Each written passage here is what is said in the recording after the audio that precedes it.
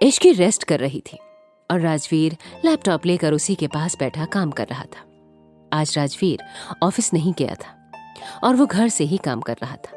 वो बीच बीच में इश्की को भी देख रहा था, जो इस वक्त आराम से सो रही थी। राजवीर ने जब देखा कि इश्की अच्छे से सो गई तो उसने इश्की के फोरहेड पर किस किया और अपने रूम से बाहर निकलकर गौतम के रूम की ओर बढ़ गया। राजवीर ने वहां जाकर देखा तो गौतम अपने रूम की खिड़की के पास खड़ा था।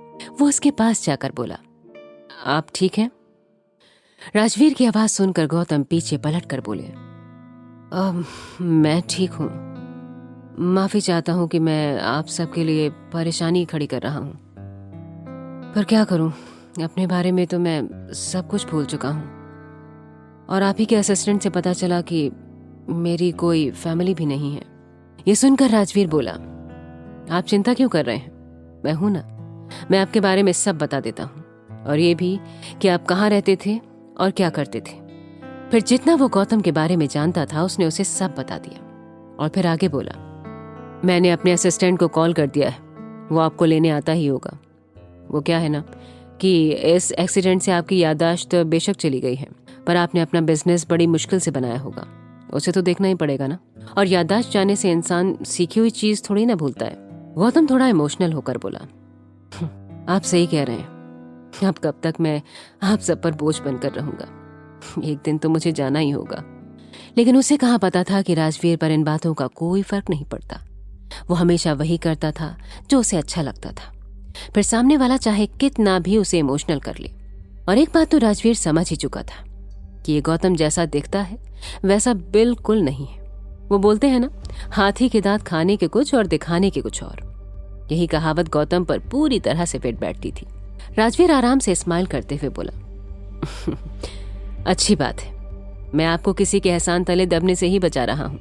वो क्या है कि आप इतने भी कमजोर या लाचार इंसान तो नहीं हैं जिसे किसी और के सपोर्ट की जरूरत पड़े। एक बहुत नामी बिजनेसमैन हैं आप, जिसके पास किसी भी चीज की कमी नहीं है, तो आप क्यों किसी का एहसान लेना चाहेंगे? उसकी इस बात से गौतम को साफ साफ समझ में आ रहा था कि राजवीर उसे अपने घर से निकाल रहा है। थोड़ी देर बाद गौतम का असिस्टेंट भी वहां आ गया और राजवीर ने गौतम को अपने घर से रवाना कर दिया।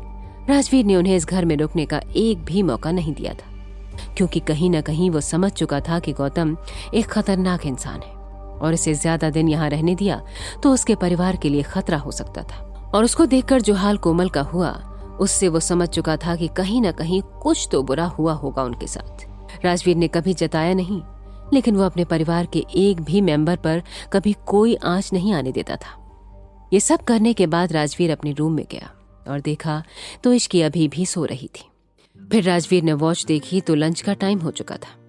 राजवीर इश्की के पास जाकर उसे प्यार से उठाते हुए बोला, इश्की उठ जाओ, लंच का टाइम हो गया है, खाना खा लो। ये सुनकर इश्की नींद में ही बोली, मेरा कुछ खाने का मन नहीं कर रहा है, पूरा शरीर हैवी लग रहा है। ये सुनकर राजवीर बोला, तबीयत ठीक नहीं है इसलिए ऐसा लग रहा है, कोई बात नहीं, मैंने तुम्हारे लिए लाइट खाना ही मंगवाया है, उठो और खाओ। इतना कहकर उसने इश्की को नींद में उठाकर बैठा दिया। इश्की ने धीरे धीरे अपनी आंखें मसलते हुए खोली और राजवीर को देखा। फिर उसकी नजर टेबल पर गई जहां पर एक प्लेट में खिचड़ी थी। ये देखते ही इश्की का मुंह बन गया और वो मासूम सा चेहरा बनाकर बोली, इससे अच्छा तो मैं कुछ ना ही खाऊं। राजवीर बोला, ठीक है मत खाओ, फिर मैं भी कुछ नहीं खाऊंगा। ये सुनकर इश्की अपना सिर राजवीर के कंधे पर रखते हुए बोली, अरे आप ये मेलोड्रामा क्यों कर रहे हैं? अच्छा ठीक है, खिला दीजिए, लेकिन मैं अपनी आंखें बंद रखूंगी, मुझे नहीं देखना इस गंदे खाने को। राजवीर ने कहा, ठीक है, जैसे खाना है वैसे खाओ। ये बोलकर राजवीर इश्की को खाना खिलाने लगा। खाने के बाद इश्की बोली, ये बीमारों का खाना था या बीमार करने का? इसे खाने के बाद और वीकनेस लग रही है। राजवीर बोला, कुछ नहीं होगा, थोड़ी बहुत वीकनेस रहती है, चलो अब दवाई खाओ। दवाई देने के बाद राजवीर इश्की के सिर को सहलाने लगा। आज राजवीर को इश्की पहले से भी कमजोर लग रही थी। उसका चेहरा पूरा डल हो चुका था और लिप्स भी सूख रहे थे। ये सब देखकर राजवीर को अब अच्छा नहीं लग रहा था। उससे इश्की की ऐसी हालत देखी नहीं जा रही थी, वरना वो तो हमेशा इश्की को उछल कूद करते हुए, ड्रामा करते हुए ही देखता था। राजवीर इश्की के सिर को सहलाते हुए बोला, क्या हमेशा फीवर में तुम इतनी ही कमजोर हो जाती थी? इश्की ने कहा, नहीं, मैंने कहा था ना आपको, मैं जल्दी बीमारी नहीं पड़ती थी, और अगर कभी बीमार हो भी जाती थी तो मेडिसिन की एक डोज में ही ठीक हो जाती थी। ये पहली बार है जब मुझे इतनी वीकनेस लग रही है। ये सुनकर राजवीर कुछ नहीं बोला और इश्की को बेड पर लेटाकर बाथरूम में चला गया। फिर वहां से एक गीला टॉवल लेकर आया और उससे इश्की के फेस को साफ किया। फिर मॉइस्चराइजर लाकर उसे फेस और लिप्स पर लगाने लगा। इश्की प्यार से राजवीर को देखते हुए बोली, आपको पता है, आज तक कभी किसी ने इतने अच्छे से मेरी केयर नहीं की। इवन मैं बीमार भी होती थी ना, तब भी नहीं, बस मेडिसिन ला कर दे देते थे। इश्की की बात सुनकर राजवीर इश्की को गले लगाकर लेटते हुए बोला, पर तुम तो बहुत स्ट्रांग थी, तुम्हें किसी की केयर की क्या जरूरत थी? इश्की खुशी से बोली, वो तो सही है, और जब किसी की जरूरत पड़ी तो गॉड ने आपको भेज दिया मेरे लिए। राजवीर प्यार से बोला, तो अब इन पुरानी बातों को भूल जाओ, पहले जो हुआ सो हुआ, पर अब जो होगा वो सिर्फ अच्छा ही होगा।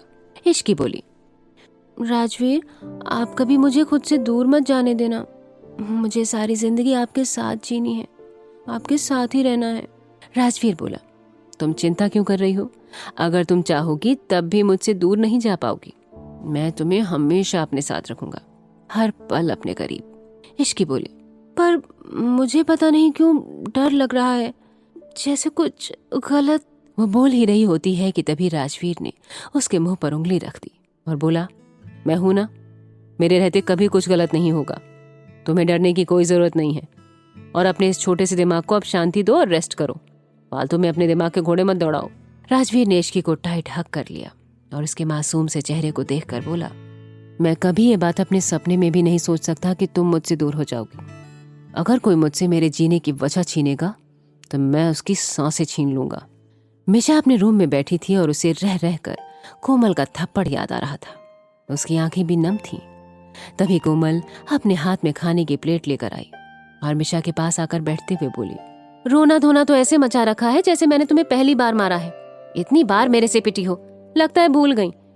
वैसे इसमें मेरी ही गलती है, बहुत दिन से मारा नहीं था ना, इसलिए सब हो रहा है। चलो, बहुत ड्रामा हो गया, अब कुछ खा लो। कोमल की बात सुनकर मिशा उनकी तरफ देखते हुए बोली, मॉम, आखिर आपने ऐसे रिएक्ट क्यों किया था? और आप बेहोश भी तो हो गई थी, कुछ छिपा रही हैं आप। कोमल बोली, मैं भला क्यों छुपाऊंगी? तुम ऐसे ही किसी भी गैर आदमी को घर लेकर आ गई थी, बस इसलिए। तुम जानती हो ना हमारे कितने दुश्मन हैं।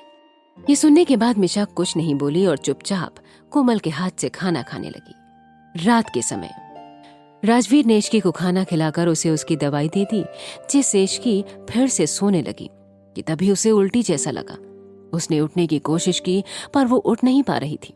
इश्की को देखकर राजवीर उसके पास आया और बोला, क्या हुआ इश्की, तुम उठ क्यों रही हो? बाथरूम जाना है, इश्की अपनी धीमी सी आवाज में बोली।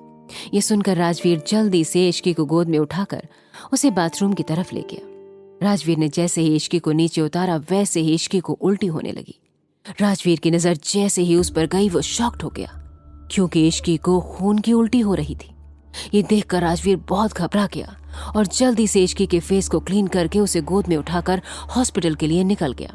सभी लोग लिविंग रूम में ही बैठे थे और राजवीर को इस तरह से इश्की को ले जाते देख सभी डर गए, लेकिन किसी को भी कुछ पता नहीं था।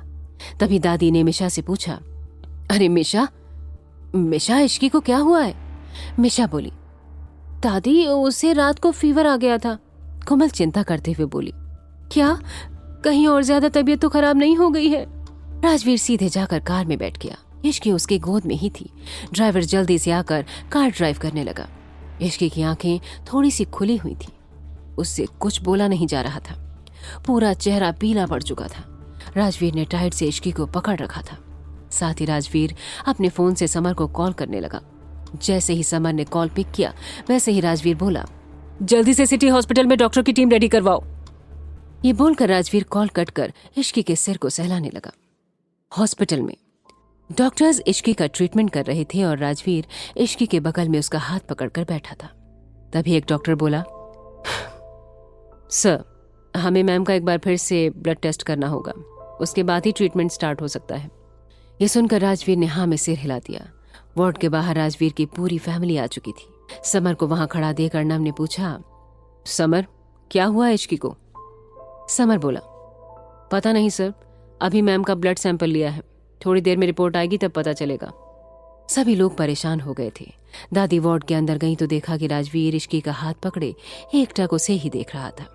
दादी ने राजवीर के पास आकर उसके कंधे पर हाथ रखा और बोली, तुम चिंता मत करो राजवीर, इश्की जल्दी ठीक हो जाएगी। राजवीर ने हाँ में सिर हिला दिया। फिर वो दादी से बोला, आप यहीं रहिए, मैं डॉक्टर से मिलकर आता हूँ। ये बोलकर राजवीर वार्ड से बाहर निकल गया। बाहर आकर राजवीर ने सभी को देखा और डॉक्टर के केबिन की तरफ चला गया। समर भी उसके पीछे हो लिया। डॉक्टर के केबिन में राजवीर चेयर पर बैठा था और उसके सामने डॉक्टर। वो राजवीर से बोला, सर, ब्लड टेस्ट की रिपोर्ट आ गई है और ये मैटर काफी सीरियस है। डॉक्टर ये बात डरते डरते बोल रहा था। राजवीर गुस्से से बोला, कहना क्या चाहते हो, साफ साफ कहो। डॉक्टर डर कर बोला, सर, मैम के ब्लड में जहर मिला है। I mean to say that उन्हें जहर दिया जा रहा था। ये बात सुनकर राजवीर पूरी तरह से शॉक्ड हो गया। वो अपने आप में ही बुदबुदाया, जहर? डॉक्टर आगे बोला, सर, और ये जहर आम जहर की तरह एक बार में ही असर नहीं करता। किसी को तड़पाकर मारने के लिए इस जहर को खास फॉर्मूला के साथ बनाया जाता है। इसे एक बार में नहीं दिया गया, बल्कि 4 से 5 डोज दिए गए हैं और हर डोज में पेशेंट की हालत खराब होती जाती है और आखिरी डोज में जान चली जाती है। डॉक्टर की ये बात ही काफी थी राजवीर के दिल में दर्द पैदा करने के लिए। वो तो सपने में भी नहीं सोच सकता था कि कोई एक मासूम सी लड़की को इस कदर मारना चाहता होगा, वो भी सिर्फ राजवीर से बदला लेने के लिए। राजवीर हिम्मत करके बोला, जब पहले ब्लड टेस्ट हुआ तो उसमें ऐसा कुछ क्यों नहीं आया था? आखिर किसने दिया था इश्की को जहर और कौन है वो शख्स? पहले की रिपोर्ट नॉर्मल कैसे आई थी?